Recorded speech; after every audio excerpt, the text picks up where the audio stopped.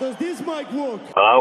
Well then, fuck that mic! You're listening to the only podcast that admits they might know what they are talking about. I hope everyone has a ball. This is We Might Know Sports. I love you! The ceiling is the roof. Let's make it happen. With Kevin, I think it's going to work this time. Stefan, Yeah, it is nice. and Corey. You should have started reeling because I bit all over that. We like sports and we don't care who knows. And that's just facts! Where are we at in society today? Come after me! I'm a man! I'm 40! We also have Stefan's awesome top 5 as always. What was a topic Corey might like? I don't even know. You might like it, Corey. You just doesn't know. Sounds like something a guy in a van would tell me. Buckle up, buckaroo. I will fucking drive to Seattle and give you a hand job. Wow. Isn't that Hey, considered- can I get on this? Can I get on this? Don't tell me how upset I am. And here we go.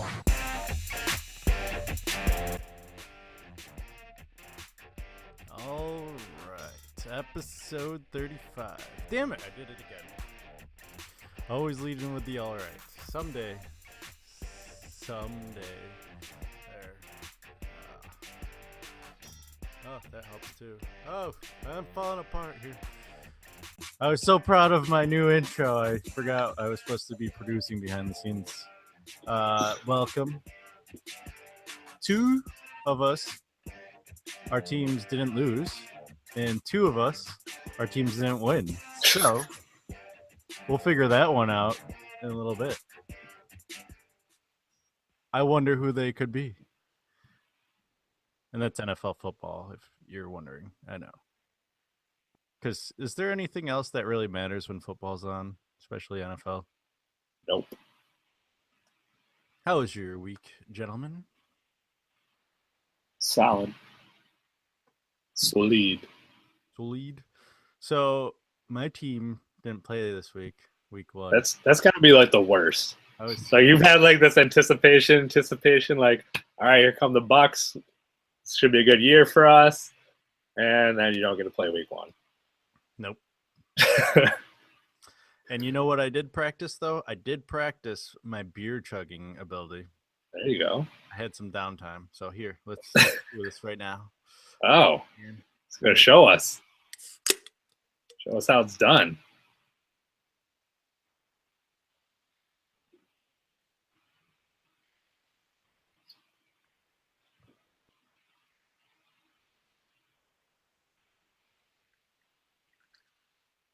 Very much improved About 10 seconds.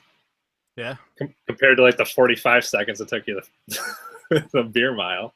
almost like the can was half empty. What? Yeah, I cheated. Who cares? What a dirtbag. Hey, I didn't cheat on the real beer mile, at least. That's all. All right, let's get into this show. We'll skip the first topic on the list. Let's open up with the U.S. Open. Something different. Let's open up with some tennis action. Open with the open. Wild men's side. Go ahead. Bottom half was crazy. Kevin Anderson came out of there. He's a good player, but he's not like what I would call top tier. He's ranked somewhere in the 30s. Not anymore after making it to the final. But I knew whoever came out of that half wasn't going to be a match for either Del Potro or Nadal, and Nadal ended up beating Del Potro in a pretty good match, 4-setter. And then he just smoked Anderson. Anderson wasn't, I don't think, prepared mentally. I think it was part nerves, part his game doesn't really bother Nadal at all. So Nadal gets number 16, hanging on, still in second place to Federer as far as slam totals, but kind of inching back into the conversation of being the greatest of all time. I don't know. Does he make your top 5, Stefan? He wasn't he my top? Mm-hmm. Yeah. You had him number 1 for the year, this year. Yeah. Which he got 2 and Federer got 2. They split this year. It's kind of the Renaissance year. And Nadal didn't lose to some nobody, and Del Potro's not a nobody. Oh, he lost to that other guy. Zverev? Yeah, that's a nobody. He's an up and comer. That's a nobody. He's an up and comer. He is. The kid's only 20 years old. To nobody. So I put on here, you follow tennis a little bit. Do you think we could start talking about, since Nadal has a greater head-to-head like percentage when he plays Federer, he beats him more times than not. He has 16 slams. He has 10 at the French. No one has double-digit majors or double-digit wins at any major.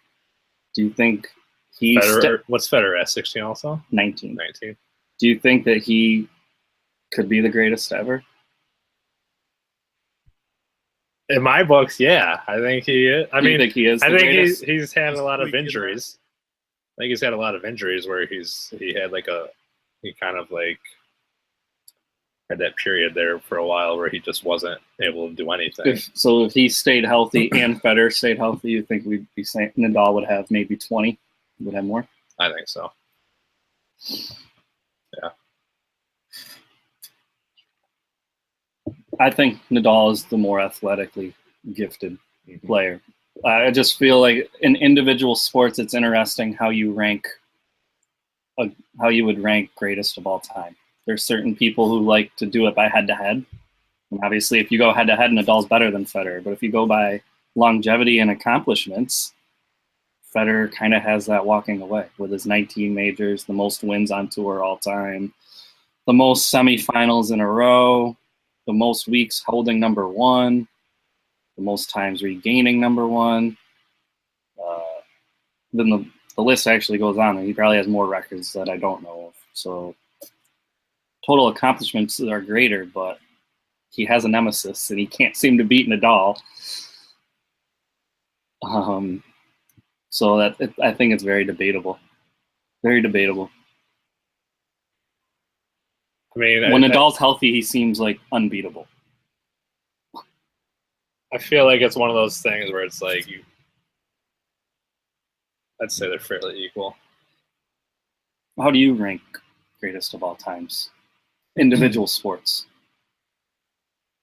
Do you like match it up in your head like so-and-so beat so-and-so, or do you think, well, this person accomplished all this stuff, this person accomplished all this? Like, I know when I do like Streak for the Cash and stuff, when I was doing that, if I was picking like a tennis match, like I would look at their head-to-head, and if I see one good person just dominating that other person, like every time they played, like I would usually pick that person. So obviously, like your overall accomplishments has to factor into it also, because you've obviously done enough to sustain the success.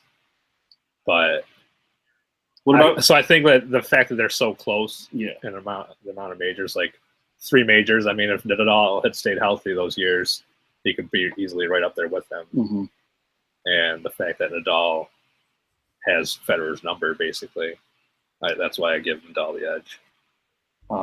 Kevin, how do you rank greatest of all times? Like for instance, John Jones, where's he going to fall into that conversation now?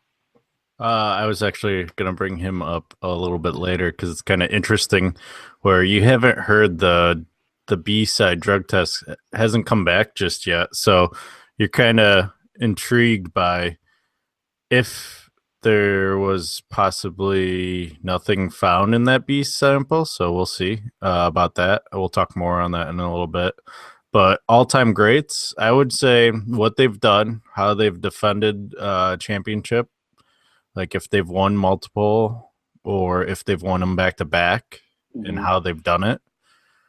I think also being reliable to the point where, like, you look at Peyton Manning, that's arguably one of the greatest quarterbacks. So longevity and health. And he turned 2 teams into Super Bowl winners. I mean, he won it with the Colts and won it with the Broncos. So,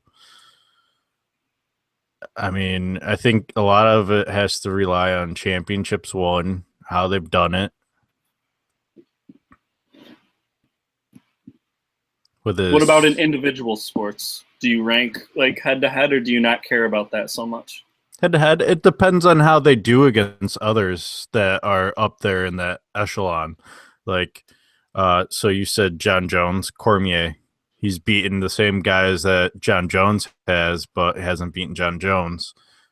whether or not that was with an asterisk by it, it's still, does that make you better than John Jones? Because we don't know everything that is about John Jones. So, but let's just take John Jones out of the picture. Let's go with like Conor McGregor. He's got 2 belts in 2 different weight divisions. He beat arguably one of the greatest MMA fighters, Jose Aldo, in 13 seconds. It's not a fluke.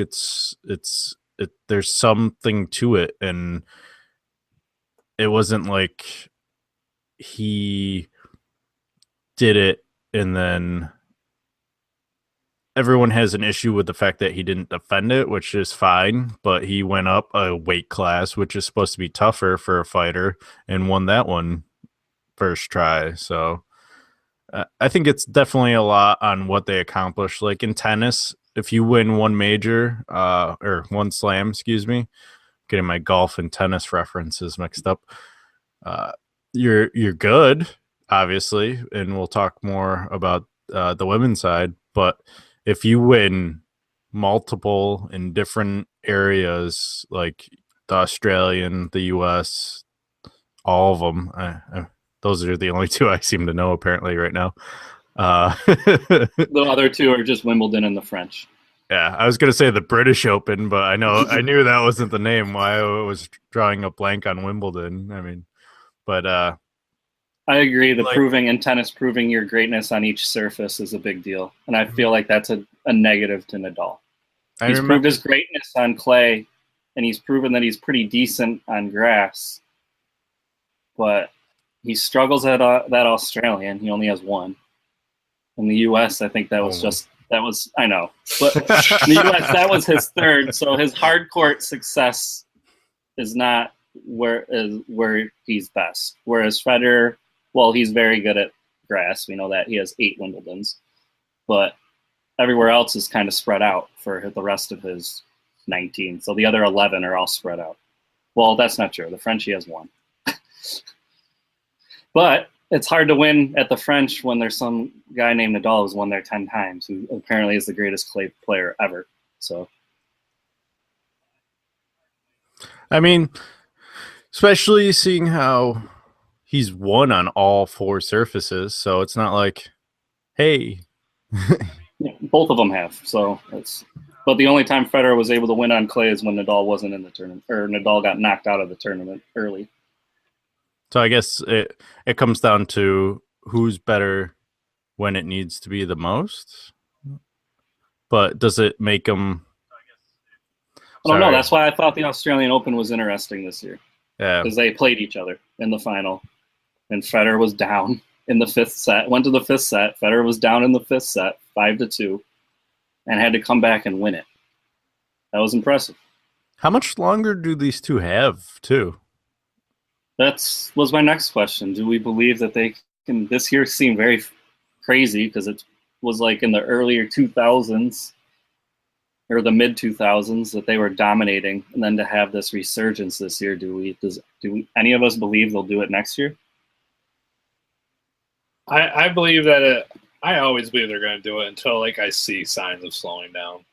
Like that's what the whole Brady thing. Like I haven't seen signs of him slowing down, so why would I think that he's not going to come back the next year and perform? Do we just chalk up those other few years that they weren't able to do it, both of them, to injuries, or do we give Djokovic credit for really just being dominant and on his game? Djokovic was what has even happened to him? He got injured all year. All year he was hurt. So I think that like really factors in. It's just staying healthy, especially in individual sports, because if you're not, you got to be 100% healthy because it's all on you. Like you can't rely on the rest of your team to help carry you through if you're a little banged up. Like especially if you just have like a few minor injuries and you're trying to compete at the highest level, like all by yourself, like in an individual sport, you're not gonna be as successful. I think tennis is. I think one reason I like it so much is because it is truly the individual sport. Because you aren't allowed.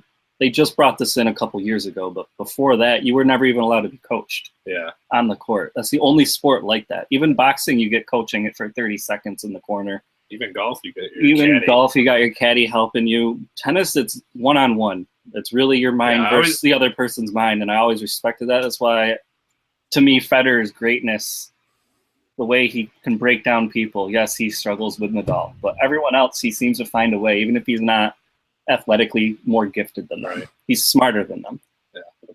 What about But- chess? Yeah, chess is the same thing. That's kind of what tennis is. It's fast. It's athletic chess. Well, I didn't really pay too close attention to the men's side. I was paying more close to the women's because I was following Sharapova, and then when she went out, I was following Williams, who ended up losing to Great. She lost to Sloane Stephens. Yep. Who went on to win the U.S. Open. Hold on. Sorry, I confused myself. I was trying to make a cool switch, and it apparently flopped like everything else I try to do new. But she won $3.7 million this past weekend in the finals over... Who was the one you were said early on that was a dark horse? She didn't make it because I thought Muguruza had a chance. She didn't make it. The dark horse. Oh, Wozniacki. She got knocked out early. All right. Well, Sloane Stephens. Better, Stefan? Talk about a true dark horse. True dark horse. Where was horse. she ranked, Kevin? Did you look that up? I couldn't find where she was ranked. 193rd. Jeez. 193rd. And now she's ranked number 17 in the world.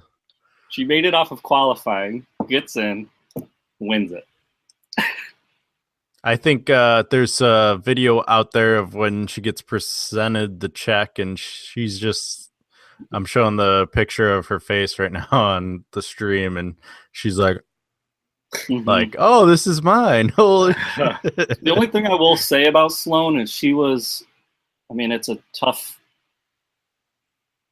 thing to have to step into, but she was considered the next, Williams sister, probably because she's African American, but also because she was very talented.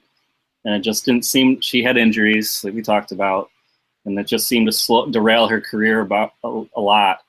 And she came into this tournament healthy, and it showed. She is talented. It's just she hadn't been able to put it all together until now. And some other things fell into place. Obviously, Serena. There will be an asterisk. No Serena. Sharapova off injury and layoffs and all that. So, You think if Venus had been in there, she would have been Venus? She beat Venus. She did beat Oh, Venus. she did beat Venus. Never mind. But do I think if Serena was in the tournament, she would beat her? No. So She ended up playing Madison Keys, right? yeah, all 4 American women, first time ever.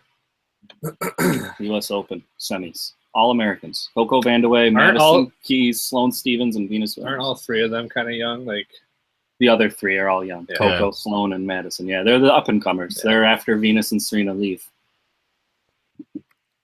And Madison came in with the most, like, she was regarded as the big amateur that was going to go out and win majors. And Sloane was kind of the underdog, and Coco was way down. Right. But Coco's proven to be better than what anyone thought. Sloane a little worse than what people thought. And Madison's kind of right there. She just hasn't broken through. Yeah. We'll have her chance. Yep. She's got that power game that works in the women's tennis. I didn't happen to catch the title because I was too busy watching college football at work. And how did everything go down in the finals? Sloane kind of dominated Madison. Madison's power game, Sloane was able to kind of play the wall and just hit it back, keep it in play, and Madison broke down. It wasn't all that competitive. I think it was 6-3, 6-4, maybe. Don't quote me on that, but it wasn't. It was 2 sets. I know that. Yeah, it was 2 sets. So that's it for majors and tennis this year, correct? That is it. That's pretty much how I consider the tennis season over. I know they don't, because they have the Masters tournament at the end, which the top 10 players on each side are invited to, and they have a tournament to kind of determine who the number one player is at the end of the year. Sounds kind of like the FedEx Open Cup thing in golf. Yes. That goes on this weekend. I don't know who's winning. I didn't research that. We'll probably discuss it next week. We've got a pretty jam-packed show here. Going on to what we did this past weekend. At least I know I did. I watched a lot of football while I was doing homework. I probably watched more than I should have been. Did you guys want to start with NFL or NCAA? We'll go with college first. Are you skipping it for this week? We'll skip it for now because we might have our expert still call in. So all right, go to NFL. I just don't have much to talk about with my team's performance. Let's talk about your Bengals. How did I Andy not say they were going to be bad this year? I just didn't know that bad. Either the Bengals are really bad or the Ravens defense is on a whole nother level. They're back to the old ways. The Ravens defense coming into the season, people did think they were going to be good, but I don't think that they're that good. I think that's partly Andy Dalton making a lot of mistakes. 5 in total on Sunday. And I said the Bengals are going to struggle because you don't get rid of 2 all-pro offensive linemen and just replace them. It just doesn't happen. So their run game struggled. Apparently Joe Mixon was everyone's hot guy, and the Bengals decided to put him third on the depth chart. Giovanni Bernard, who I said was the best running back and should always be the starter, all of a sudden is the starter. Andy Dalton went 16 for 31 with 170 yards and 4 interceptions and a fumble. They seemed confused. They seemed rattled. Andy Dalton. I mean, at this point, Andy Dalton should have his shit figured out. I mean, I've been calling the last 2 years. I would like Andy Dalton gone. I would like AJ McCarron to take over. He has a national title under his belt. Another guy named Cam Newton had a national title under his belt. Another guy named Vince Young had a national title under his belt. Where'd he go? Hey, his first couple years, he was all right. What did he do? Did Colt McCoy ever have a national title under his belt? Did Marcus Russell have a national title? No. Actually, he might have. I think that's why he got drafted so high, is because of his that national title. Usually when you win a national title, you go in hot. All right, let's go this way. AJ McCarron, when he subbed in, looked good, and he won games, and he was competitive, and there was a lot of people that wanted him, but the Bengals refused to trade him. So if you aren't going to trade him, and you're just going to let him rot away on the bench, and Dalton can't even win a playoff game, let's switch things up a little bit. Well, he can't even win a regular season game. We got Mixon. We got John Ross. We have Eifert, who's young. Let's just go young. I'm calling rebuild. Bengals rebuild year. Trade Dalton. There's tons of teams who need quarterbacks if we recap the rest of the year. I think you're jumping ship too early. I mean, it's first game. First game jitters, maybe. Get them out of your system. No, the problem is I didn't think they were going to be good, and now they're worse. They're worse than I thought. Yeah, like, didn't we all picked the Bengals to win and everything. Yeah. Like, the funny thing is, actually on the pigskin pick'em, I picked the Ravens. I should have gone with that. We didn't do too hot on our NFL picks this week. No. Neither did a lot of people, so I don't feel that bad. Let's. Yeah, but I mean, like nationally, Vegas had a rough week. Vegas or the people betting in Vegas? Vegas, because the people always bet the underdogs, and a lot of that happened. Well, the season started off with the Patriots and Chiefs, and the Chiefs defense showed up in the second half, or the Patriots offense stayed home. I think it was more the Patriots defense not showing up. 42-27, 21 points in the fourth quarter. I mean, I feel like the Patriots defense was one of the top defenses last year, and they did not look like that. Well, Dante, and they didn't lose anybody. They added people. They lost people last year. They had some injuries too, so. Because they kept Malcolm Butler, and then they added Gilmore, who looked good. He actually played well. He got burned on that Tyreek Hill one. I know. He got burned once. He did get burned once, and it cost him. It cost him big. I thought what hurt him is they showed that they have no linebackers. When Dante Hightower got hurt, they were just running slants and doing things up the middle and just getting burned. Kareem Hunt could do anything he wanted because there was no linebackers.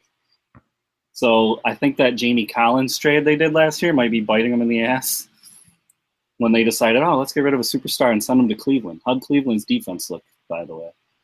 Pretty good. I think Le'Veon Bell had 35 yards. He didn't do shit. But Antonio Brown fucking had 180. Yeah, well, Jamie Collins can't guard receivers. Try. And Joe Hayden got cut, so I don't know what the fuck that was about. At least we can put to rest the undefeated season that everybody was thinking that the Patriots might have. Vegas is wrong on that. They had the Patriots favorites all the way through, and they have the Jets, the losers, all the way through. So that remained true. Hey! Spoilers. All I know we haven't gotten there yet. We haven't gotten there yet. All I know is that you needed a Buffalo Bills, a Jets win over the Buffalo Bills for one of your 7. I counted one Bills loss, and I think it was that one. So we'll see. You had them splitting. Yeah. Yeah, I don't know how you got 7 with them splitting with Buffalo. Hey, we'll see. It's not over. It's just week 1. You're right. That's why we haven't gotten to my pick where I picked a team to go 13-3 that may not win a game. So we mentioned earlier the Bucs game got postponed by the Dolphins due to Hurricane Irma. Is it? Irma. You're not worried over there on the West Coast. No. What's a hurricane? I don't know. You have forest fires to worry about. And typhoons, but do they name the forest fires? Yeah, it's called Forest Fire Stefan. Dumpster fire Stefan. Just burning the place up. That game's going to be played week 11, so we'll see how the season is with a 16 straight game season for both teams. Whether that hurts or helps them, that's something I kind of wanted to talk to you guys.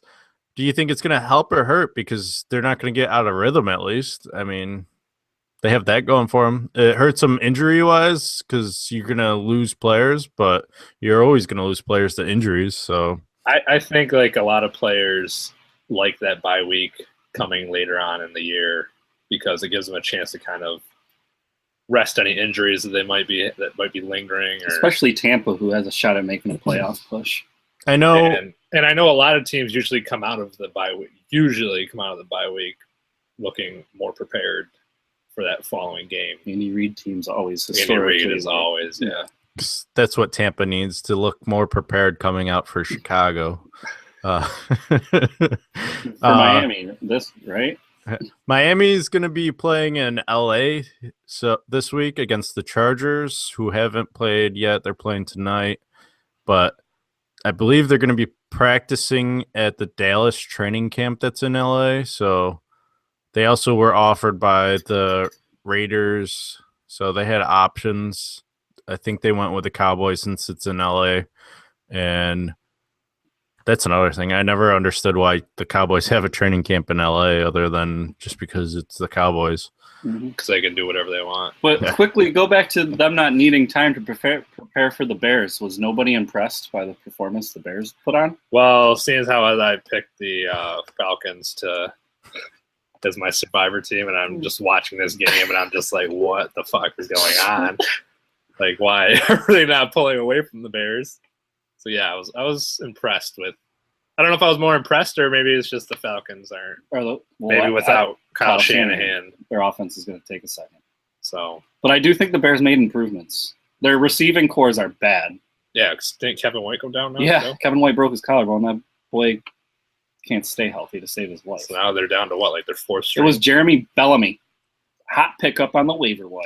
Him and Tariq Cohen. Yeah, Tariq Cohen.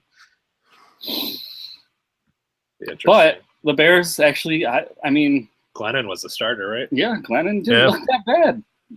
He had a couple moments, but that's to be expected with a new quarterback in a new system. Yeah. Right. And I do think partly, I said it last year, there was people who disagree. I think the Falcons defense is not good. No, it's not. So we saw that in the Super Bowl. Never been known they've never been known for their defense. They're kind of like the Saints, where they just have that high-powered offense, and then their defense is okay. They have some bigger names on their defense, but they're as a unit, they don't seem to play together. Yeah. So Tampa plays Chicago next week. Maybe we'll see what the damage is done because it's in Tampa. It's an early Sunday game. Maybe it'll get postponed if they need it. But that one's got to be played now because now you're looking at a crucial early game, basically, because it's very hard to make up that game somewhere. We're going to week 18. Mm-hmm. 18, wild card weekend. And then let's talk about the Bills and Jets finally, I guess. We're going to recap all the games quickly, right? Yeah, I know. All right. I'm working down the list on ESPN right now, so I don't have any notes on this game other than I know that the Bills they only had 6 completions to wide receivers, so yeah, maybe getting rid of Sammy Watkins was not the best idea. Jordan Matthews is the leading receiver. Especially when we get to the Rams preview or recap. How did he? I don't know. We can talk about it later. But LaShawn McCoy looked like LaShawn McCoy. He looked good. Jets looked awful. Tyrod Taylor made the right plays, though. He didn't even look bad. He did what he had to do. He just had to run an offense and not mess up, not turn it over. I don't know. All I can say is that Buffalo Bills are first in the division. I don't know when we'll ever say that again. So they're sole possession of first place. Next week when they're tied with the Patriots. I was going to say, as of Friday, when are we ever going to say the Patriots are the worst team in the NFL? We won't say that again this year. Might say they're the worst fan base, but no, Cowboys have that. I don't know. The Jets roster, though, oh my God. It's pathetic. 7-9. Their roster... Everybody was high on Bilal Powell. Their roster rivals the pathetic Colts roster. Colts The Colts roster is horrendous. Pay Andrew Luck the most money in the league because he's the only person that makes them relevant. 46-9 to the LA Rams, who... How many wins did they have? 3 last year? Yeah.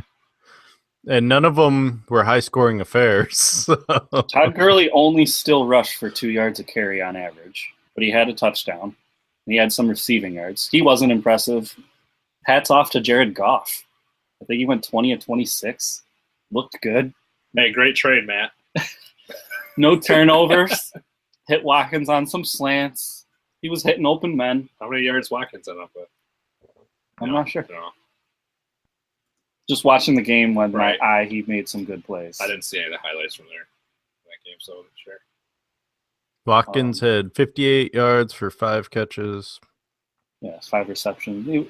Goff just same thing. Managed a game. Right. Did what he had to do. Didn't turn the ball over and beat the Colts. They really just ran all over them. Yeah, it was defensive and offensive. For years, though. Colts. Yeah, I thought you were talking about the Rams. No. No, that's why you picked the Rams to go, 3 wins this year? Mm-hmm. I have the Colts at 6 and 10. I think those are both bad teams. The Colts are just really terrible, I think. I don't know. But the Rams have a good defense. They always have, but they've never had This guy's so high on defenses, but when it comes to the Rams... Yeah, but the Colts didn't have a defense. Later that I thought there was one team that... Maybe you should switch the Rams and the Texans. No, I might have to switch. I might have to switch the Jags and the Texans, but we'll get there. Let's talk about Stefan's team. Yeah. Eagles and Redskins. It was a close game early on. I think it was like 17-16 at one point, I think I saw. Started off 13-0 for the Eagles, then quick 14-0 run by the Redskins with an interception for a touchdown. And then... I tried watching as much of this game as possible because it was the most entertaining game of the 1 p.m. set. Kirk Cousins touchdown to Chris Thompson. Yeah. I mean... Really? You thought that was the most entertaining 1 o'clocker? Yeah, to me. I thought Arizona, Detroit was with the comeback win. Well, with First the half I of- mean, Well, early on it didn't look Yeah, great. I get what he's saying. the Eagles game was over by the time Yeah. that one was going on. But the game I thought was going to be the most exciting didn't pan out that way, but we'll get to that too. do you have any other words to mention about your Eagles? Yeah, go ahead. Cornerback, we're in trouble now because Darby's out 4 to 6 weeks. I think that was the only. Jason Peters had an injury, so I don't know if something with his groin. So if he ends up going down for some time, then that'll impact them. Running game didn't look great. I liked Sam Wentz throwing some deep balls. They weren't very accurate all the time, but he was still taking shots down the field. And I saw a comment by Jason Kelsey, the center. He said that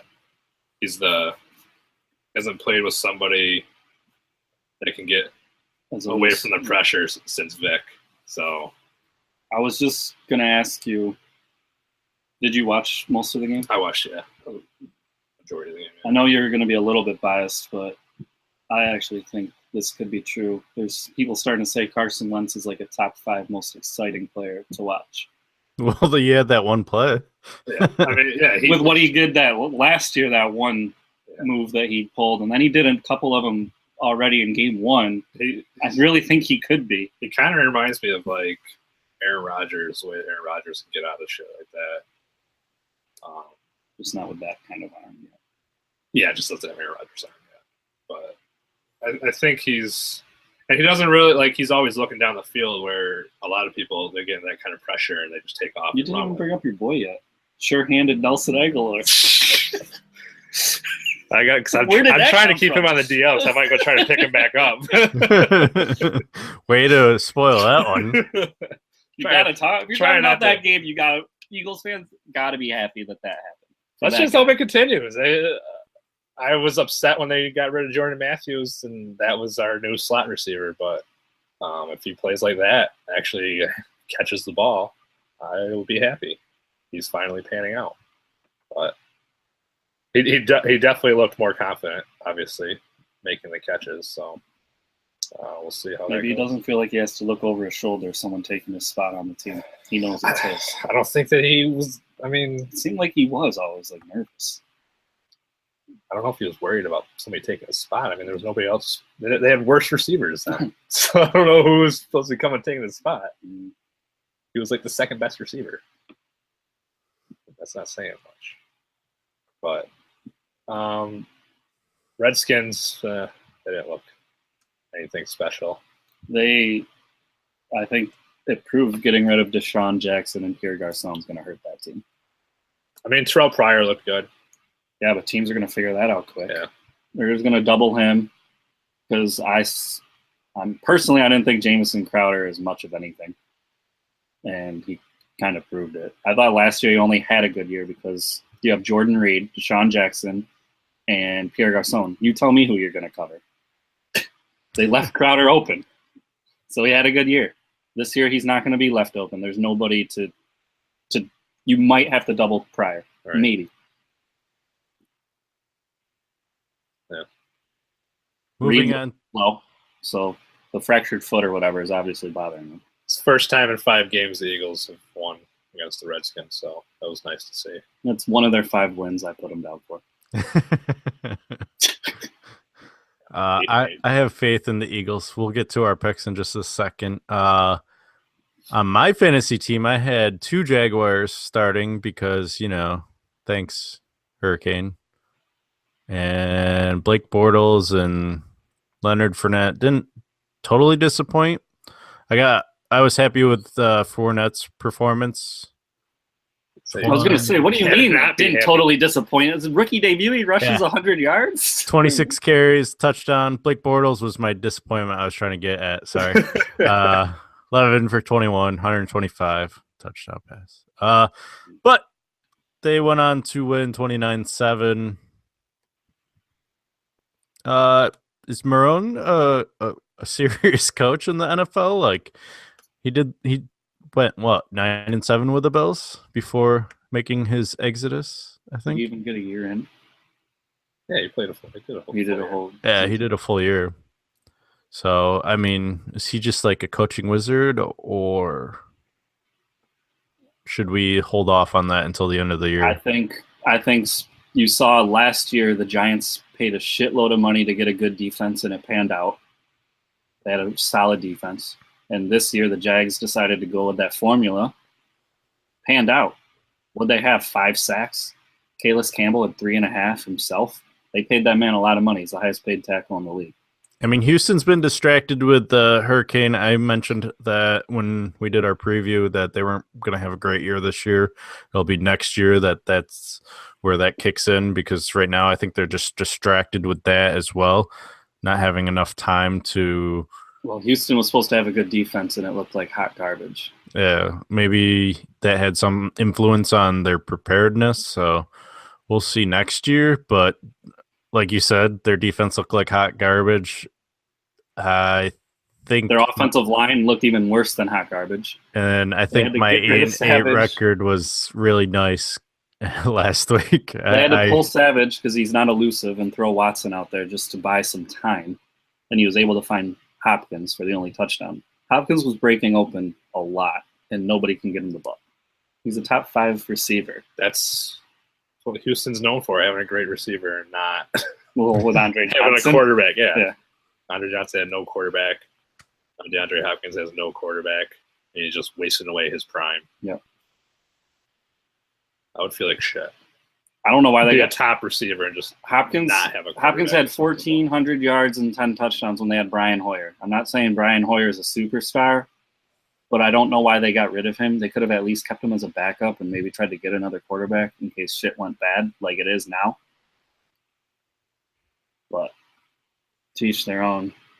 To each their own. They've only got 2 more losses. Yeah, I mean, they're about to make a crazy run. They got the Bengals next week. They're going to beat them. Yeah, that's true. Start off with a kicker. And then you mentioned it, the Cardinals-Lions game ended in a nice, fun time. Stafford earned his money. Lions just continuing their trend from last year. Most comebacks. Stafford wins games when it matters. That's why he got paid. 35-23 was the final. Stafford had 4 touchdowns. Plus, I think Carson Palmer's way past it, and I think he sucks, and I think it showed. Yeah. I think the Cardinals are going to – I predicted a rough season. I don't think it's going to go that well for them. You predicted an injury to David Johnson. That happened right out the gate. Have we heard anything about him? He's got a hurt 12 wrist. 12 weeks. Yeah. 12 weeks, yeah. Glad I didn't keep him. That's for sure. That worked out for me. Whew, I predicted that one. I said week 5, but wow, I didn't expect it week 1. I think that just has something to do with the fact that he's been in the league for multiple years. Was my decision making was multiple years. Multiple years with successful running campaigns, and there's no back that's had 3 successful seasons in a row. That was why I didn't keep him in a while, I should say. I think McCoy's had quite a few in a row. I'm not even going with that. Emmitt Smith didn't have a bad season, and neither did Adrian Peterson, except when he got hurt. I said in a while. McCoy, I don't know exactly McCoy's numbers, but I know he's been putting up like 1,000-yard seasons. Yeah, what's that guy? Moving on to the 4 p.m. games. Hold on, sorry. Trying to find it. The Seahawks-Packers game. Wait, no one cares about Cleveland-Pittsburgh? And how Pittsburgh did not look good? We already talked about them, I thought. No, we didn't talk about them. No, we talked about them briefly. Yeah, briefly. Yeah. I mean, we don't need to. I don't really care. It's just my division, and I was kind of surprised Pittsburgh didn't look very good. 21-18 was the final of that one. I didn't really catch too much of that game. And the same thing can be said. I mean, if you're contemplating retirement, you know that your body or something's not going to be able to handle it. Maybe he knows he's old. I don't know. He went 24 for 36, 263 yards, 2 touchdowns. Yeah, but it was Cleveland. Hey, they're looking up. They got that Patriots. And he had 262 yards, and 180 of it was Brown. Yeah, so that's his favorite receiver. 2 touchdowns, Jesse James. Just James. Baddest man in the West. I just wasn't impressed by Pittsburgh. I think they're beatable. Not by the Bengals. He didn't want to go that far, but they're beatable. You know what? A lot of these teams. I hope the Bengals throw it to Cleveland this year. There's no suck for luck, so I guess it's like I don't know. I don't know. What it is. Sam Darnold is like the hot pick to be number 1 overall, but I'm not sold on him either. We didn't do college, so Could get what's his face from Louisville? I don't want him. Lamar Jackson, right? Yeah, I don't want him. I mean, he's got RG3 written all over him. I don't want that kid. We'll talk in a minute of who impresses us. Let's go with Seahawks Packers. Did you guys catch any of that game? Yeah, who doesn't impress me is Seattle. They suck. Yeah, their offense was terrible, or lack thereof. Once again, last year that was their weak point. A lot of their games came down to their offense not doing anything, and this was another repeat of that this year. Yeah, they got that Pro Bowler from the Bengals, Andrew Whitworth, and he was the only one out there that I saw blocking anybody. Sorry, Russell Wilson. Yeah, he's going to be hurt again, just like last year. There was controversy in this game with an ejection. Oh, yeah. Probably shouldn't have been ejected. I mean, it didn't look like he threw a punch. Did you see a punch? No, I think we eject people for not throwing punches now. Ah, all right. Just going like this with their forearms.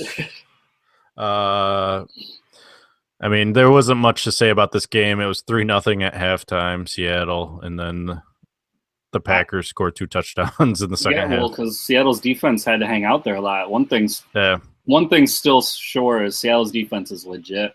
Mm-hmm. They just can't play a full game. They're obviously gonna wear down and get tired if the offense can't stay out there. They're getting old. Yep.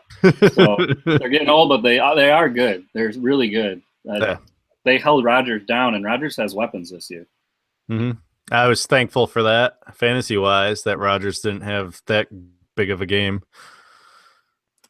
Could have been worse. I don't know what Seattle's going to do, honestly. They were one of those teams I think I had 12-4. They aren't looking like that. I think I have my other high wins like that, too. Panthers manhandled the team that I think I had finished tied for last, the 49ers, 23-3. Not impressed. Wasn't impressed, no. And then the nightcap, the Giants Cowboys. Wasn't impressed with this game either. No, this was rough to watch. Especially if you're a Giants fan. Oh.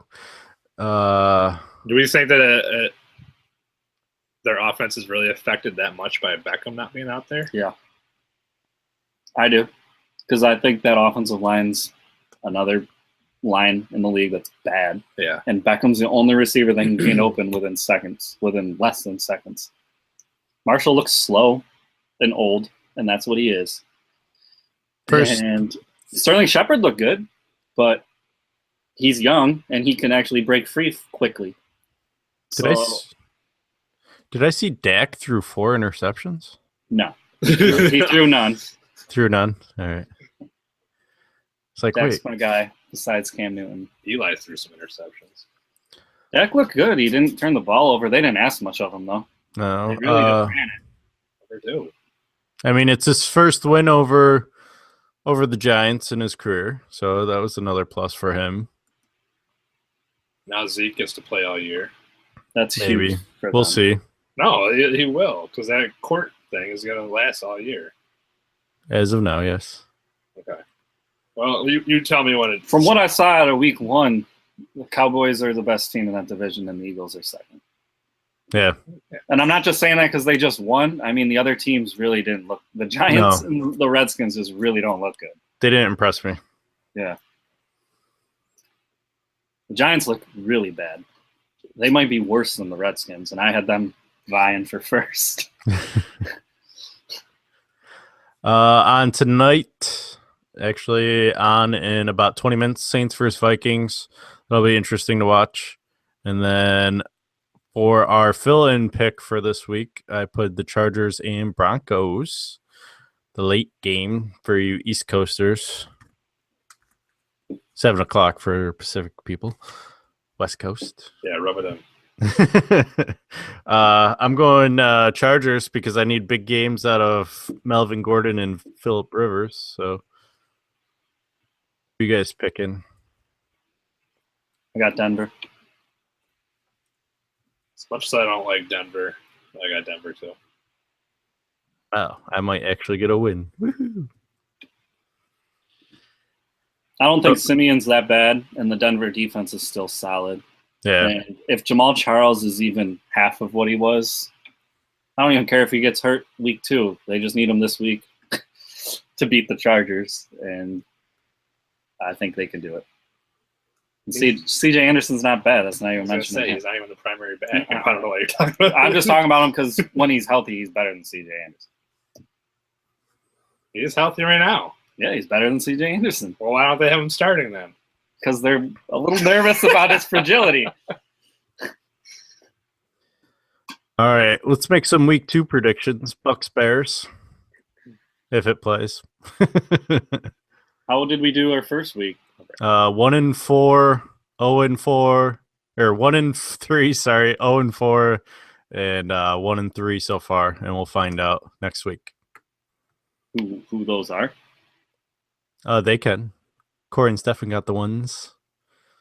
Corey's the only one that picked the Cowboys. Stefan's the only one that picked the Eagles. Everyone else is wrong. We're obviously NFL experts. It's going to be a long season for us. I don't even know why our fans are watching this segment right now. Because they're going to watch the greatest turnaround ever in history. Yeah. We just need a week to figure out what's going on. Yeah, had to see the teams play. Oh, you already filled it in. Yeah, I can't pick against my team. They're going 16-0. It's in Tampa. I'll go Bucks too. No, is it in Tampa? Yeah. You said that earlier. Oh, I thought it was like on a neutral site. No. Man, I hate to be. Going on with the rest of the group did not go well. But I'm doing it anyways. Bucks. All right, and then Texans Bengals. Ooh, the battle of the. I can't go against my team. We're going 15-1. The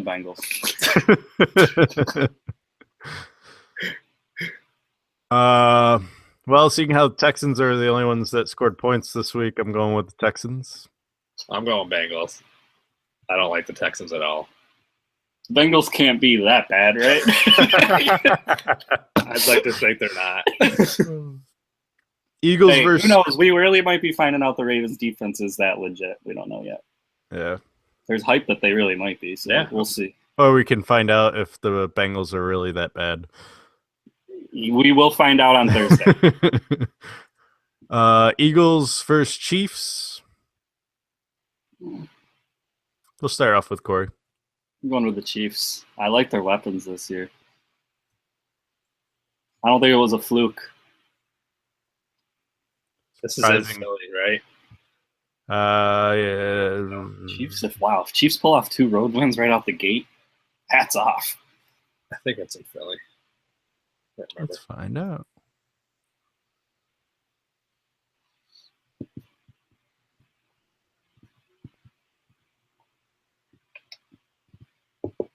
No, it's in Kansas City. Oh. Yeah, I'm going Chiefs. Hard to win an Arrowhead. I have faith. I'm going Eagles. I have faith too, but I just go with my head. The fun one that I threw in here is the Bills versus Panthers. Oh, this fun. This Panthers. should be unanimous. Just because I want to see if our viewership pays attention. I'm also going Panthers. Panthers. Then Packers versus Falcons. It's in Atlanta? Yeah. Yeah. Am I going first? Sure. I'll go first. It's the Sunday night game. I'll take. Oh, The roof is going to be open in Georgia, by the way, because they finally figured out how to make it open. Well, then there goes the ceiling. The ceiling is the roof. The ceiling is not the roof because it opens. So now the ceiling is the sky. I'll go Falcons.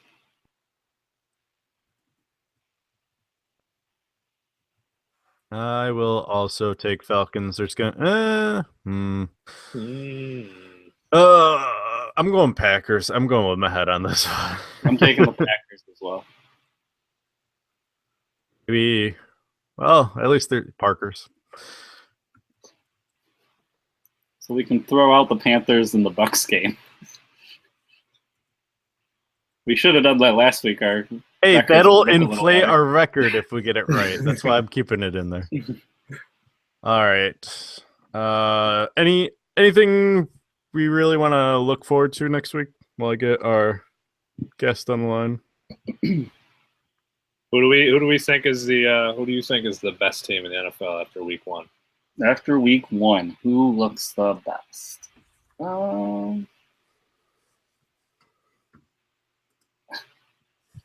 I hate to say it. I think it's the Chiefs. I knew their defense was still good because they have really good corners. Also, the Patriots didn't have great receivers, though, so how good are they? But Marcus Peters has proven to be really, really good.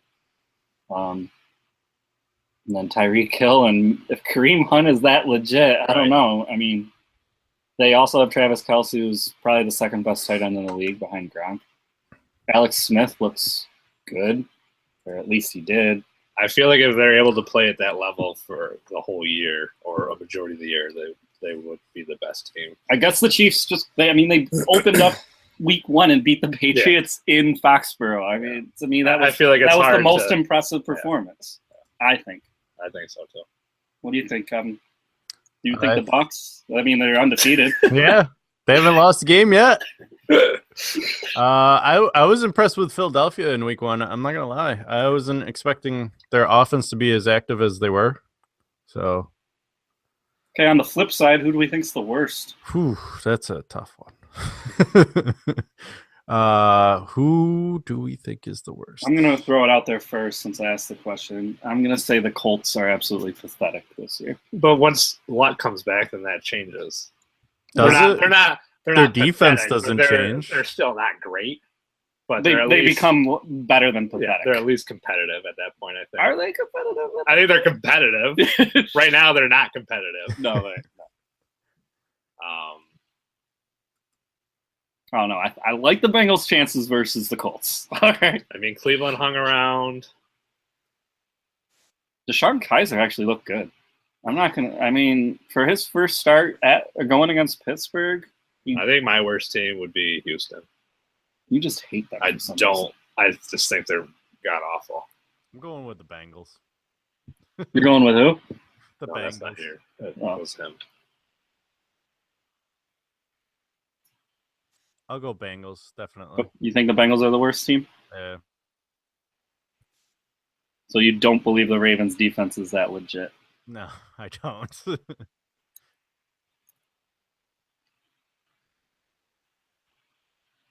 All right. Well, I'm looking forward to next week, I must say. I get to watch football again. Just a few more days. All right, let's get our NCAA expert on the line for our next segment. Maybe. Hello. Hello. Joe, how are you this evening? Good. How are things, fellas? Wonderful. Just great. I can't complain other than my team not playing in the NFL and Syracuse sucking this past weekend against Tennessee State. Awful. Yeah, that was a horrible performance. Pitiful. Actually, they got some problems. I was going to start front offensive line. I was going to start a hashtag and everything called the Tame the Tigers. Thanks to Corey, and I can't even pick them versus LSU. No. No, I wouldn't even take them with the spread. Got to give it to Schaefer, though. What a defensive mastermind. He did some things with the defense that obviously he did against Smith when he was coaching at SU and some of the other quarterbacks, but he just definitely could tell from the start he was in Dungy's head, and Dungy was thinking about it. I think also Dungy was pressing a little bit and wanted to beat Schaefer on his own with some just key mental mistakes and just trying to do too much when he really didn't have to.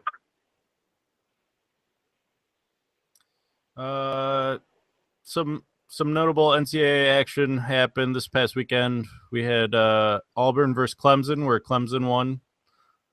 Stefan's the only one that picked Auburn, so way to go, Stefan. Hey, it was close. It was close. And then Oklahoma versus Ohio State. Ohio State ended up losing. Was it in Ohio State? Yeah. So that was a devastating loss to Ohio State.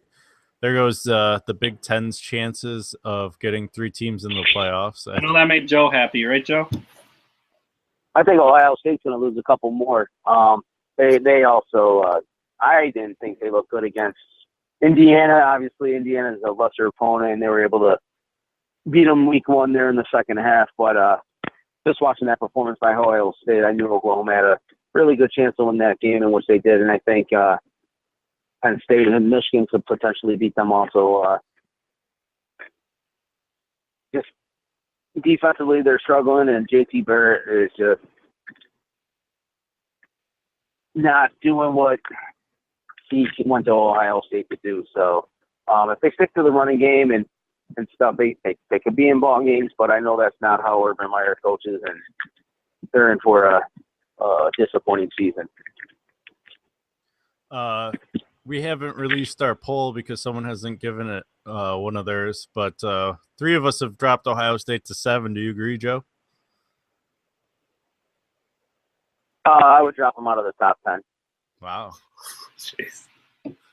No love. I know Oklahoma was a top 10 team, but I'm just not impressed right now with them and their performances. It's all performance-based in the first 2 weeks. Fair enough. And then also USC versus Stanford. USC ended up winning quite handily, I believe. I would actually put USC number 2 going into this week. I know a lot of the official polls, not our we might know sports poll, but a lot of the official polls, if you will, have Oklahoma jumping to 2, but I think USC is number 2. And watching a little bit of that game that I did, they remind me of the old SC with Pete Carroll at the helm, and when they had Sanchez and Reggie Bush and all those players. I think they have enough talent on both sides of the ball to probably coach to the Pac-12 now, and they're looking good as anybody to win the national championship. It looks like Stefan agrees with you. He's got USC at number 2. Let's go. USC at 3, and then Corey's got him at 5. So, I mean, I think Corey's not a believer yet. Corey bumped Oklahoma up for that win versus Ohio State. So it's very competitive right now in our polling system. I mean, at least we have that going for us. There was a fun, before we make our predictions, a fun game to watch, I guess. I didn't stay up and watch it because it ended at midnight Pacific time. Washington State, Boise State, 47-44. I think Washington State's just on the outskirts of our poll right now, possibly a top 25 team for us. They're number 20 in the polls, in the other guys' polls, which who cares about theirs? Polls that don't matter. They ended up winning, though, triple overtime, 47-44. I think we all just moved it this week. So, I mean, there were some exciting games. I do have some questions for you before we move on to our picks, though, Joe. Is there a big breakdown going on with Notre Dame, Auburn, and Ohio State? They're not living up to their potential, I guess you could say. Well, I think we knew Auburn. I mean, not Auburn. I think we knew Notre Dame and Ohio State. We're gonna have some enjoy. Rewind. We're talking about Auburn, Notre Dame, and Ohio State. Yes. Yes. All right. Yeah, I think Notre Dame was a given. I mean, not a really decent ball club last year. A lot of question marks. Ohio State. I think a lot of people believed in the hype of what is. I guess being a non-Ohio State fan, I just was hating from the start, and I think after watching week one, you have to say that they got some issues as well. Auburn just lost to a very good Clemson team. We'll see what happens once they get into conference play. I still think they got a good chance to rebound from that loss and make a push to the SEC West title. Obviously, it's going to come down to that last game of the season against Alabama, but I think they're holding up to their expectations. That game could have went either way. We saw a defensive game. Auburn's offense struggled a little bit, but I think out of those three, I think Notre Dame and Ohio State are definitely living down to their expectations. More so Ohio State, Notre Dame. We knew that they would, kind of had a lot of question marks coming off the season they had last year. And then with this hurricane that came through Florida, a lot of games are being canceled or postponed. I know Florida State, Miami was postponed from this weekend. Is this going to hurt Florida State and Miami? I mean, they're getting out of a rhythm. They haven't played in, by the time they do play, almost half a month, 3 weeks. Some of these schools. Is that going to hurt Florida State and Miami? We're breaking up, having some technical difficulties on your end. So I believe the gist of it was just about the canceled games and if it was going to hurt Florida State and Miami.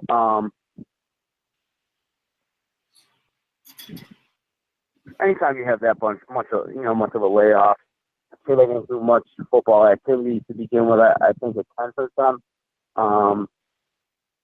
But I mean, these guys they prep, year round in weight rooms and doing activities and drills and just practicing amongst each other. It shouldn't hurt too bad. I mean, both teams got enough talent. I don't think it's gonna matter too much, but just game shape, if you will.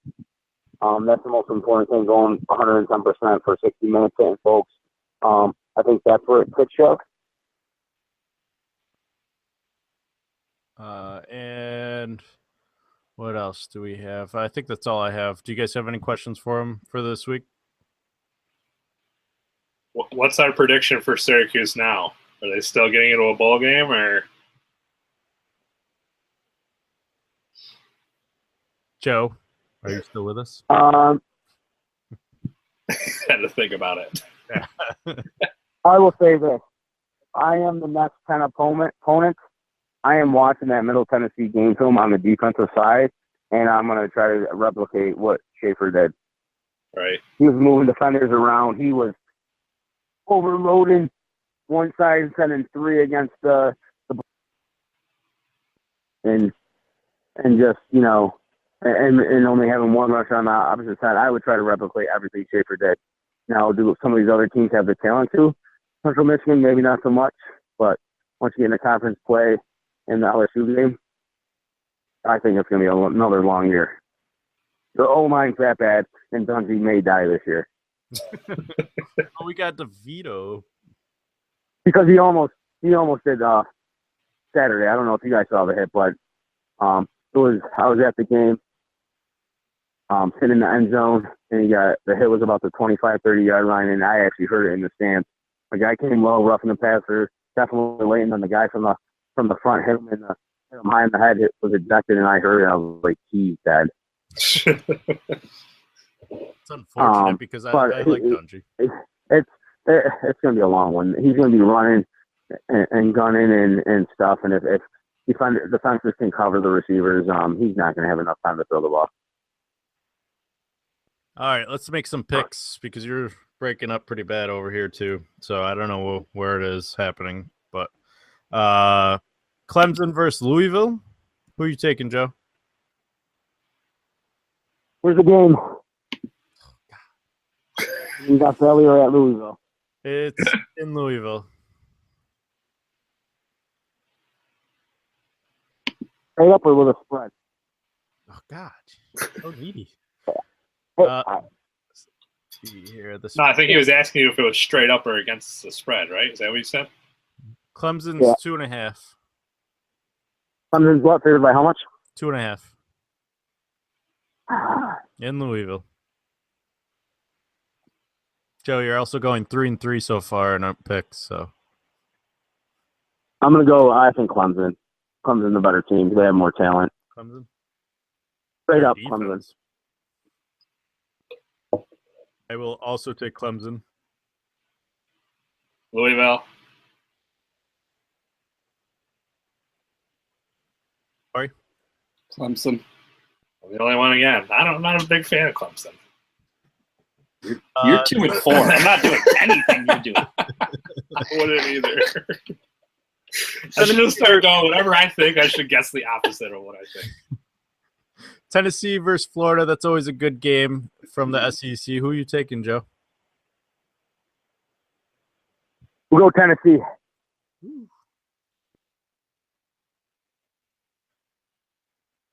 Stephen? Tennessee. The only 10 I see. Why I'll go Florida. Why not? not? You haven't been wrong yet, so Yeah, no. Going with Tennessee. should just start mirroring Kevin. Everything he picks. And then Ole Miss versus Cal is our wild card because there's not too many big games. Ole Miss versus who? Cal. Yale? Cal. California. Oh, Yale Cal. Bulldogs. California. Cal. Ole Miss and Cal. Cal. We'll go with California. I'm going Ole Miss. Sorry? I'm going Cal. But yeah. I'm going back to Cali. So I might go 9-0. No gain. Joe, you're 3-3. You got Stanford wrong last week, and then you got Florida and West Virginia wrong the week before, and then Corey's ahead of you 4-2. Hey, I'm bringing out the rear here. Don't yeah, leave me out. up Don't there. leave me out. Do you have any questions for us, Joe? No, I do not, boys. And he said no, he does not. Okay. Well, thanks for joining us, Joe. As always, it's been a pleasure. Yes, thank you for having me, and enjoy your week. Look forward to doing this possibly next week. Yeah. Hope to have you back, and hopefully better connection, too. Sounds good. All right. Take care, Joe. Later, Joe. All right. So we have our picks. We're locked in there. Oh, yeah. Let's go back to the NFL real quick. Oh, yeah. I missed some stuff. Sorry. Bennett off of the Seattle Sounders. Seattle Sounders. Seahawks. All right, Kevin. Get soccer. Like, we're not talking about soccer anymore. Sorry. We're about to. That's why I have it. We got real sports back on. How dare you?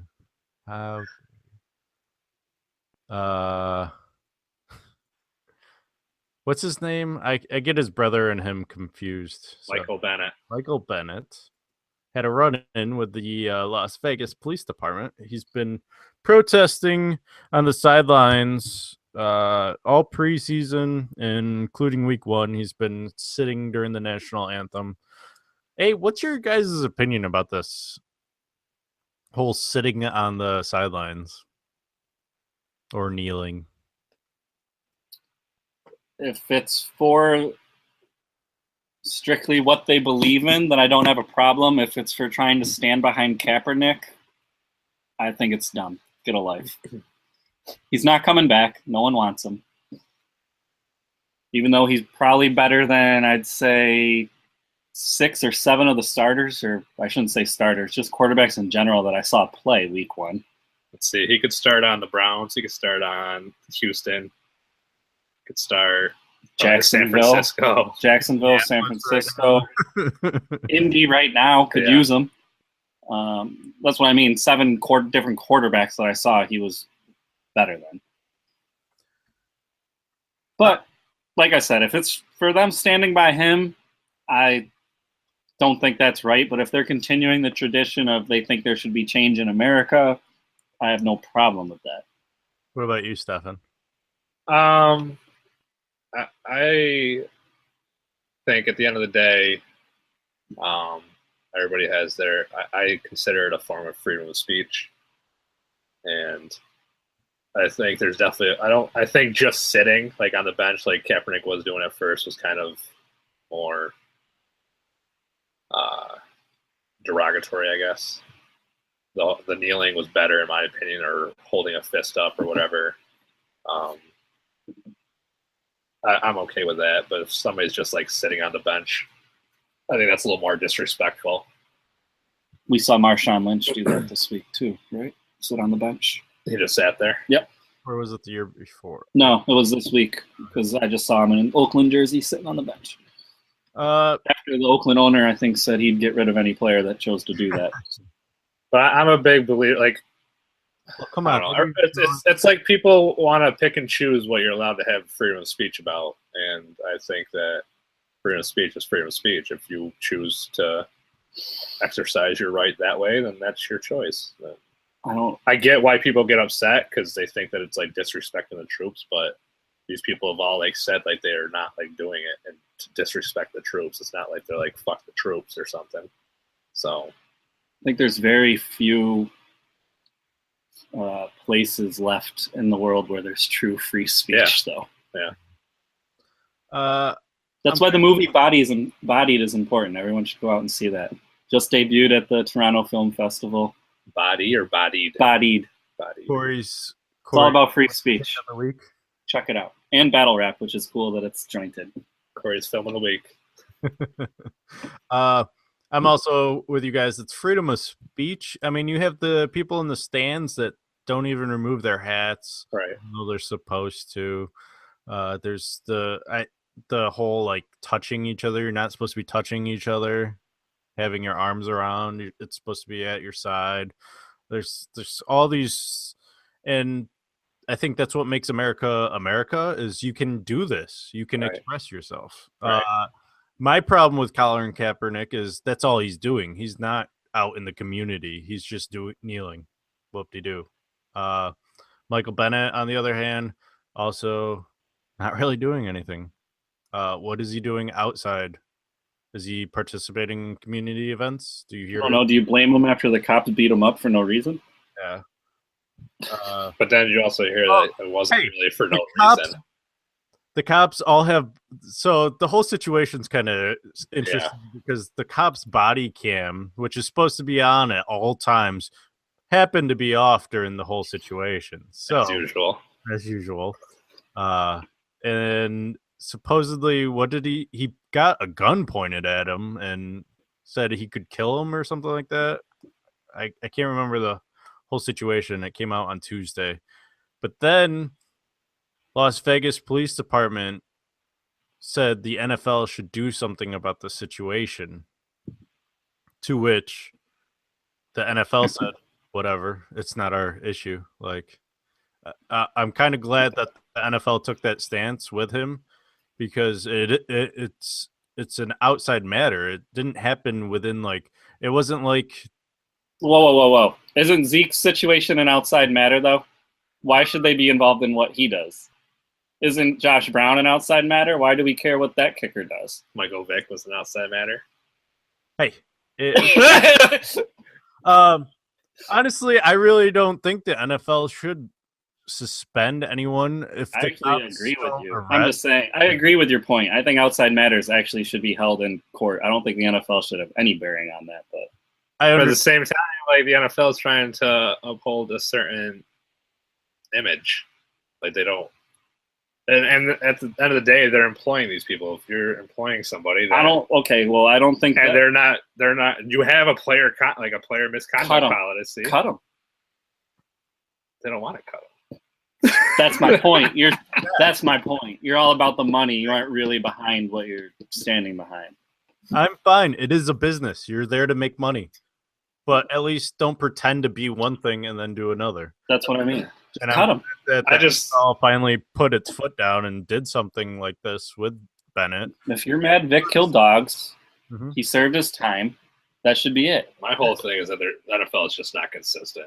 Once they figure out a way to be consistent, then you have Kaepernick being judged by so many people, and then Roger Goodell admitting that he's no football expert as well in the whole situation. Like how do you get a job? What is going running on a football in the league NFL? and you're not a football expert? Oh, okay. Like that's the kind of job I want. Like not to be an expert in something and just get paid like I am. I could only imagine what would happen if the NBA commissioner came out and been like, I'm not an NBA fan, but Sometimes I feel like Goodell doesn't even want to be there anymore. His actions almost like he's asking to be fired. He's messed up every situation so badly. And yet there's only 2 football players that make more than him a year. He makes more than everyone except for 2. I can't remember. Well, it can't be Stafford anymore because Stafford's the highest paid player. Luck was up there. Was it Luck? Yeah. And Derek Carr, right? Or Derek Carr not get paid yet? I don't think Derek Carr got paid yet. I think Derek Carr's is We bad. didn't talk about that game, by the way. That was the game I thought was going to be the most exciting game, was Oakland, Tennessee. Yeah. And Oakland kind of beat up Tennessee. I was impressed by Oakland. Quick throwing that out there. We didn't recap that one. That was on a lot of people's radar as the best game of the week. Oh, he took a pay cut to $34 million. Whew. I think it's going to be a flip-flop year. Amari Cooper's going to gobble up the touchdowns. Crabtree still looks good. He got like 80-something yards. Did you see Amari could have had another touchdown? He dropped the ball 3 times in the end zone. 3 times in a row they went to him. Jeez. 3 times you drop it. Didn't Roger Goodell just get up too for commissioner? Or are they still voting about it? Like extended, you mean? Yeah. I don't know. He went down from 34 million to 31 million. Whew. So they punished him there. That $3 million. I don't know. The whole situation's kind of sketchy from Bennett's point with the police, but I actually give the NFL props for telling the Las Vegas police to fuck themselves, because magically that camera was off, of course. Right, and magically they can't solve Tupac's murder, so fuck them. Yeah. Fuck the police. Fuck the police. Hey, we actually love the police and support them. There's only a few bad guns. I just don't like the Vegas department, all right? Yeah. I like the Reno department, though. True. Let's move on to something lighthearted. Have you guys ever considered having a vasectomy? Corey, I know you've had a couple children.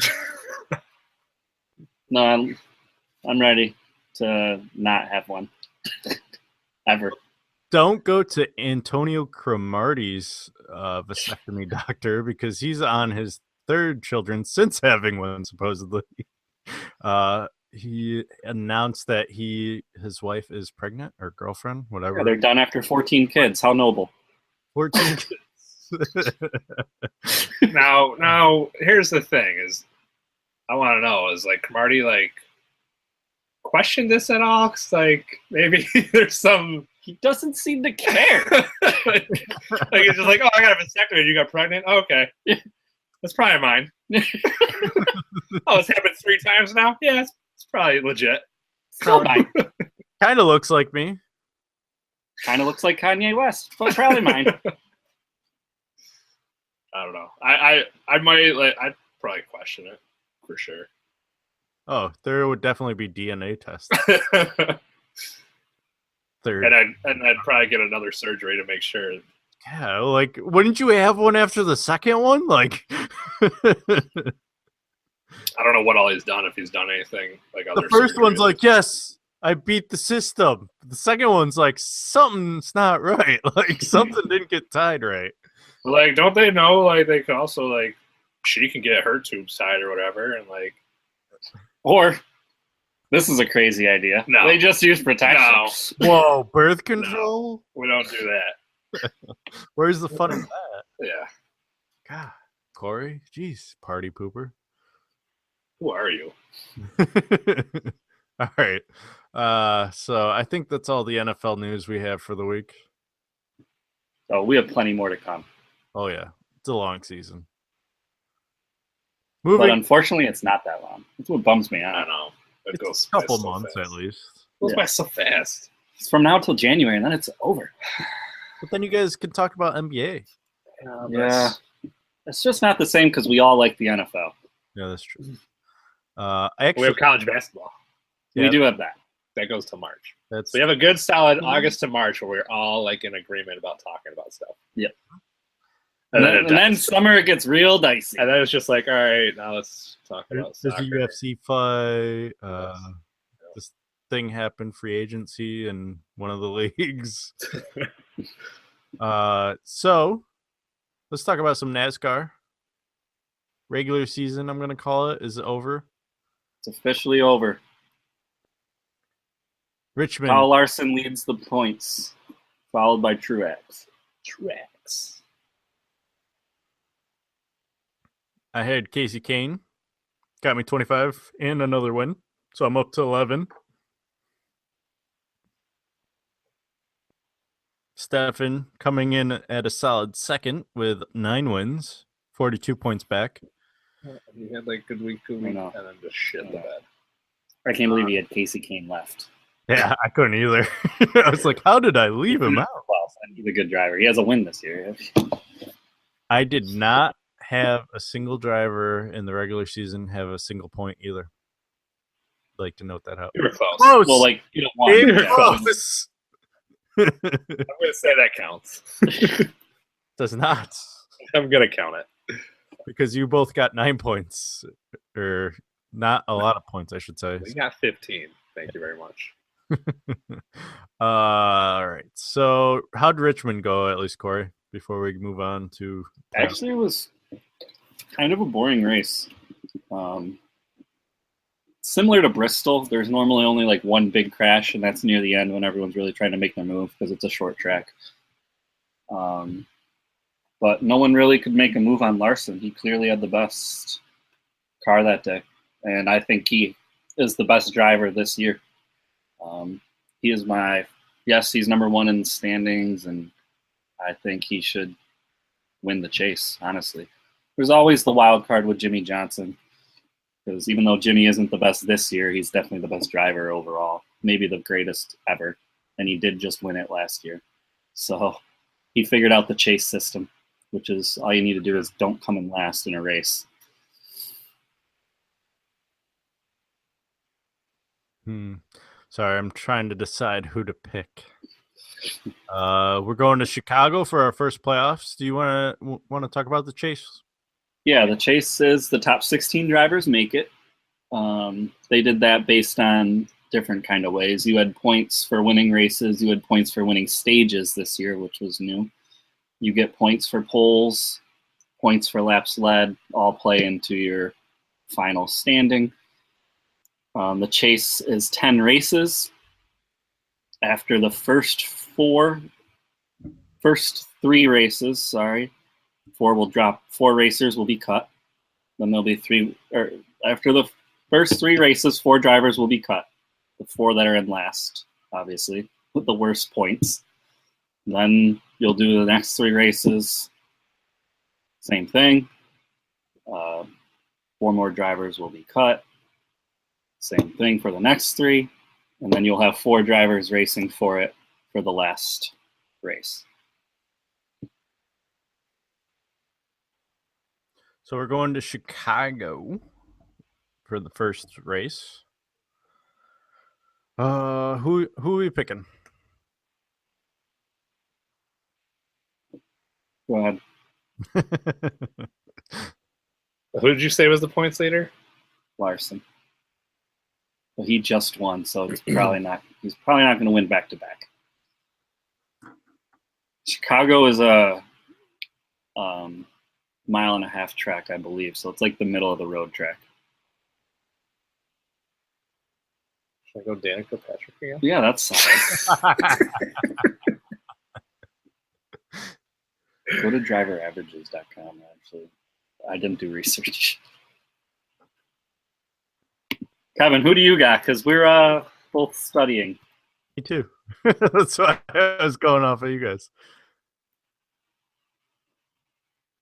All right. Averages by track.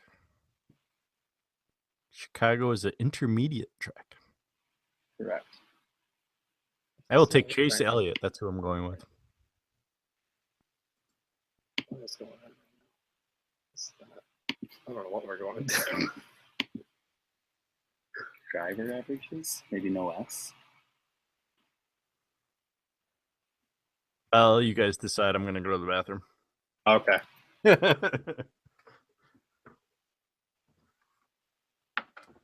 Oh, that looks more like it. Okay. Where do you usually go down to? Just kidding. And then that's just recent, so I go to the total history, which is right there.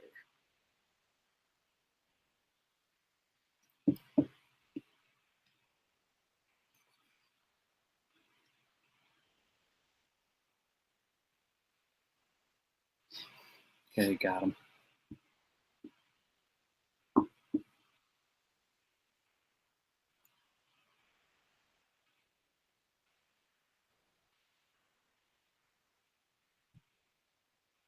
You know what's crazy? The top 4 people don't have any wins there. How does that even happen? Because Chase and Blaney only raced there last year. And then Larson has raced because he's only been around 2 years. And so the real number 1 is Jimmy. All right. And he hasn't won there. He's just mad consistent because he's the best driver in the world. All right. We're ready. Okay. Are you ready? Yeah, I'm ready. I feel a lot better, too. Holy cow. Who's going first? Oh, he filled it in. Barry filled it in. Chase Elliott. You want me to go first? You go first. I'll go. I'm going to go with Kevin Harvick. I'm going to go with Jimmy Johnson. I feel like he's due. 15 races. He hasn't won one yet. He's got to win. So we'll find out how this goes. What did we agree upon for the standings? It was We like agree that you're going to start over with 150. No, with 100 plus your 11 points. Okay. So you're going to have 111.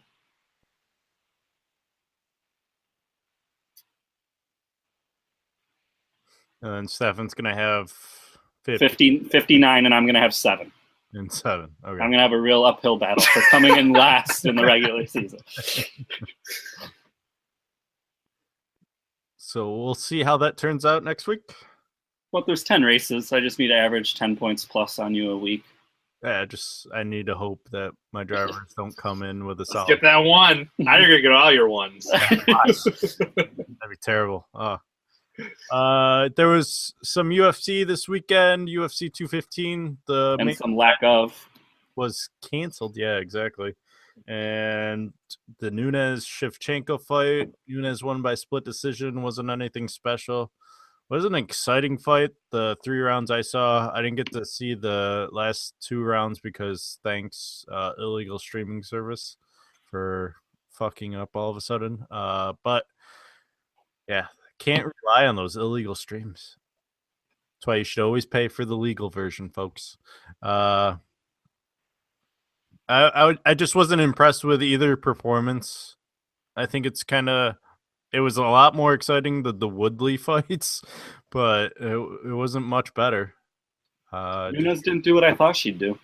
Yeah, I was expecting a knockout, but Shevchenko was expecting those right hands and was able to anticipate well. I don't know what's next for Nunes after beating Shevchenko again, other than maybe a rematch with Shevchenko. There's not much in the division right now. That's how I feel. Yeah, there's not much for to challenge Nunes. She could reign for a while. Go after Johnson's record. Yeah, why not? or lack thereof, because Johnson fight didn't happen because Board pulled out due to an injury. So that fight will probably happen maybe Madison Square Garden. Maybe they'll just stack that one. Either that or they have a Vegas card at the end of the year. And in between those two fights, there's another fight, so maybe they'll throw it there. One of those 3 fights. I'll probably put my money on Madison Square Garden because they usually like to throw as many belts on the line there. Next up is the interim belt that because everyone gets a belt in the UFC nowadays. Tony Ferguson versus someone. I don't even remember. It's Connor's weight division 155. So I see that we haven't had it up here probably because it hasn't been officially announced, but are you highly anticipating a McGregor-Diaz trilogy or no? Do you not care? Well, I care because it was 2 epic fights. I mean, the thing is that they have this interim belt. So what's going to happen with whoever wins this? Probably Ferguson's going to win this next fight. I mean, technically, it's supposed to be Ferguson versus McGregor then. But the UFC doesn't care anymore. They're going about the money. So I would love to see the DS3 fight for the entertainment value. If Diaz wins, what does it do for McGregor? Nothing? Does it hurt him? Does it not? Because it's a bigger man, it doesn't matter? I mean, they'd be fighting at 155, so... yeah, but we all know Nate Diaz is naturally bigger, whether he can get there or not. Yeah. I mean, Nate Diaz usually fights at 155 too, I think. The only reason why they were fighting at 170 was because Diaz took the fight on short notice. Right. First one, and then the rematch, he just asked for it just to be that guy. To prove, yeah, I can do it. I don't know. We'll see. I'd like to see both fights. I'd love to see a Ferguson-McGregor fight because Ferguson's been so phenomenal lately. We'll see. I don't think it's right morally, but from a fan's perspective, I want to see it. Why not? What about you, Stefan? You're a McGregor fan. Who do you want to see McGregor fight next? Someone that should fight him? He was calling Mayweather rematch after the fight. I was calling a Mayweather rematch if Mayweather lost. Yeah. But Mayweather didn't lose. Yeah, I get it. I think I get your point, like with the whole interim belt, it should be Ferguson, but I think the most interesting fight there everybody's going to want to see is the trilogy. Let's be honest, too, McGregor, it's going to be hard not to pay him a shitload of money from here on out. So the Diaz fight makes the most sense for him. Yeah.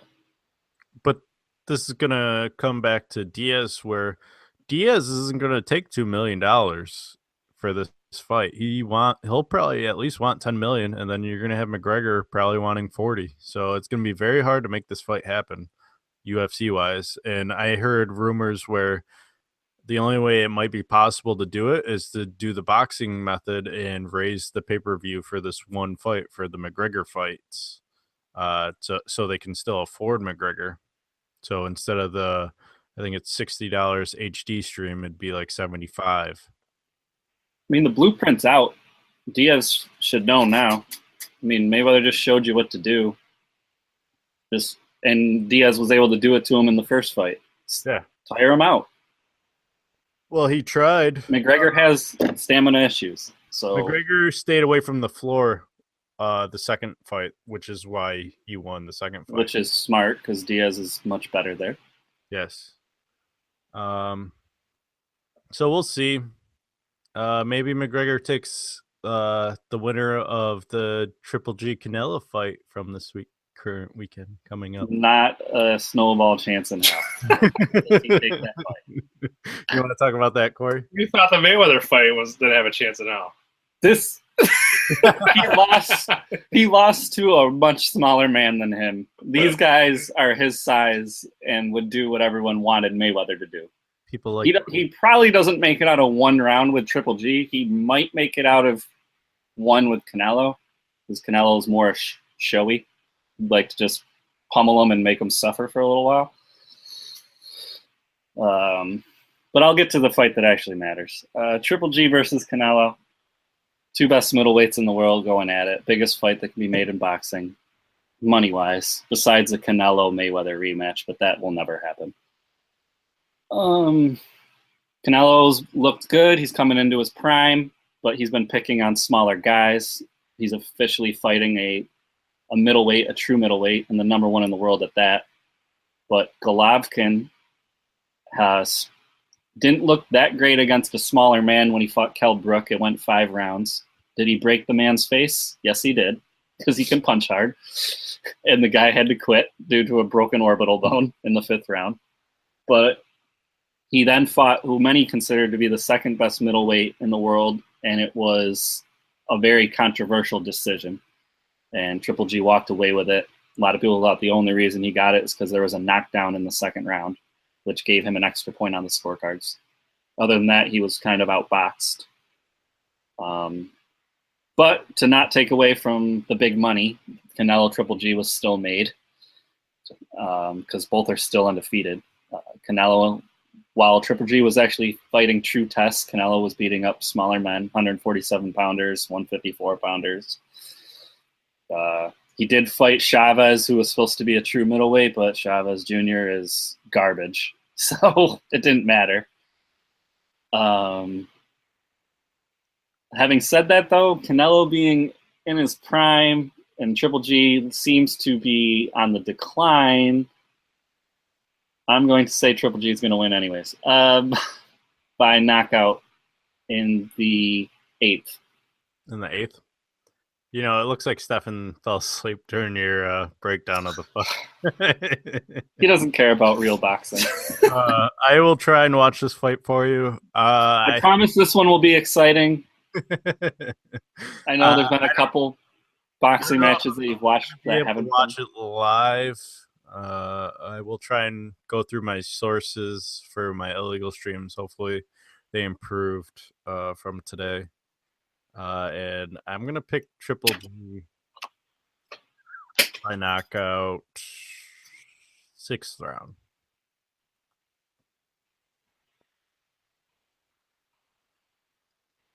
Stefan, you want to make a pick? Oh, it's my pick? Yeah. My last one to go. What'd you pick? Knockout in 8 for Triple G. He has knockout in 6 for Triple G.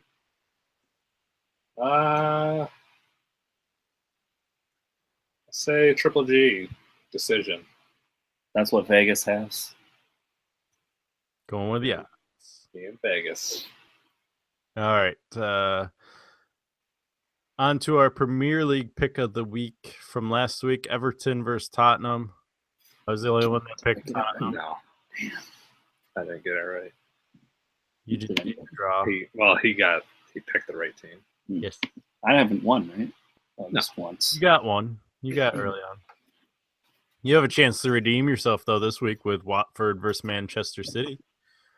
Top 4 battle. Although, we'll see if Watford stays in the top 4 after this week.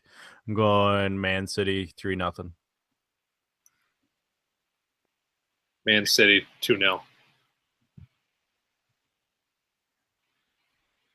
Watford 1-0.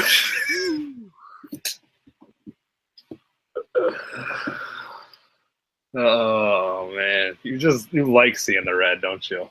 It's my favorite color. Plus, in baseball right now, I'm batting 250. That's not bad. You can make an all-star team doing that. What if you're batting 750? You have finally greatest ever. If you're batting 500, you're damn good. So we finally Still reached the playoffs in fantasy baseball. Is it playoffs now? Yes. Holy shit. I should pay attention. It is Stefan versus Corey in one side of the bracket, and I am playing against the former stat guy in the other. Do we play each other for 2 weeks? No, just the one. Okay, just one. Yeah. So you're telling me there is a chance. Championship week is next. I tied Kevin last week. 5-5. 5-5.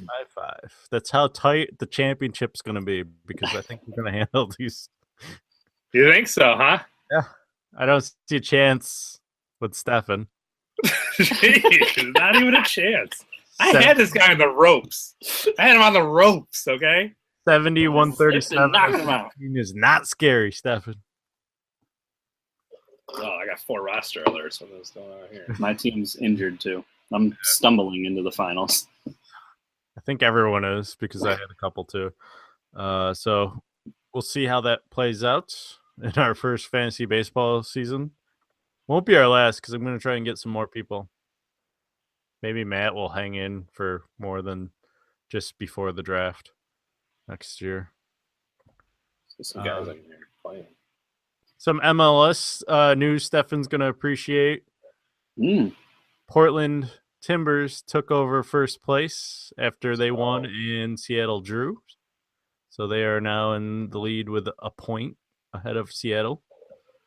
After the Sounders they drew with LA 1-1 in Seattle last night, and Portland beat New York City FC 1-0. So it's getting down to the nitty-gritty for MLS as well. Trying to see who Portland's got. Real Salt Lake this weekend. And Seattle is off, apparently. Oh, just kidding. FC Dallas. So it's getting down there. More on that. Big news out of the MLS with the Seattle Sounders forward Jordy Morris getting hurt in the LA game. It's going to hurt the U.S. national team. So we'll see how they do with them on the rocks with the World Cup qualifiers. And Stefan, did you have the top 5? I did not. Then I think that's it. I got nothing else. You guys got anything? Did we miss anything? No, what's the update of the NFL game, Kevin? Last I saw was 3-3. Still 3-3. It's maybe good for me.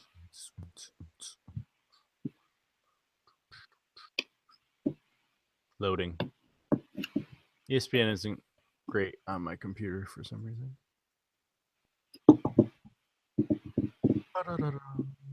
So do we all think that this NFL season's up in the air as far as favorites, or do you think Patriots get back on track and just dominate?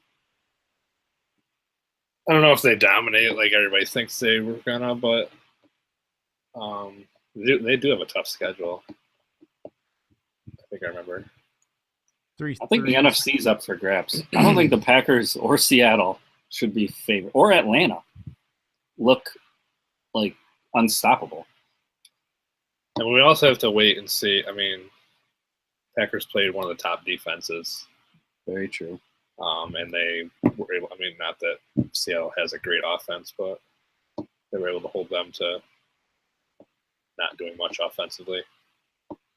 So this game would be more telling then. Yeah. Packers, Atlanta. Yeah. If the Packers go through Seattle and Atlanta first 2 games, that's pretty telling. Yeah. I would say they're the favorites. I mean, the Packers probably have one of the toughest schedules in the NFC. The fact that they're playing the Falcons, the NFC South, actually. I mean, you're going to get a true tell. Well, they were your Super Bowl pick, right? Don't you have New England, Green Bay? Yeah. Yeah. And you had Green Bay as well, right? I think you had Oakland, Green Bay. Yeah. And I had Oakland. 8-point lead. Sorry. We're going to get banned for that. I'm trying to look up David Johnson's thing. All right, that's all I had. I just wondered if we all thought that NFL season after week 1 is still wide open, as it should be. Yeah. I mean, that's a wrap. Calling it. Bengals win the Super Bowl. It's over. It's over. More NFL talk next week. Some boxing reviewing. Anything else? Stefan might have a top 5 for us. Probably not. This is how I feel about the Bengals season right now. I'm not excited. Yeah. I haven't been excited for football for the past couple months not to see my team lose, so I might be breaking down in tears next week if they lose to the Bears.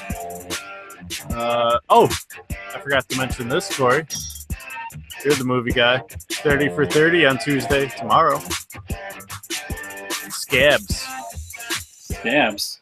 Year of the Scab. The year that NFL players went on strike. Interesting. Should we watch it? I guess I'll watch it. Corey's thumbs up rating will appear next week, maybe? Am I watching it? Yes. No, Stefan? I want to read the book first. The book? Yeah. Coming up next week, Stefan's We're top talking five novels. about, he says It, the movie It. Oh. All right. Not the 30 for 30 novel. That's it. I was confused. I was like, 30 for 30 novel? What does he speak of? Good. Don't listen to their podcast. That's terrible. I'll tell you that. Starting next week, I'm going to have my very own 3 for 3. 3 for 3. Yeah, you already have it. It's me, Stefan, and you. 3-minute clips of just unbelievably good information. I'm sure we'll have some exciting NFL news. No? No. Next week's going to be awful. Yeah. Texans Bengals open up. Yikes. Fun Thursday night. Yeah, it's Thursday night. Yeah. You can watch it on Amazon. That's just Thursday night games continuing their trend of being awful games. We can watch it on Amazon? Yes. I don't have the network, so I've got network. If you have Amazon Prime, you can stream it through Amazon. I might be getting hammered though Thursday. so you can watch it. No. All right. I'm going to get hammered and watch it. Still cool. Even though I put the wrong date up, and I just noticed that. Went the whole podcast with it up. A-Town.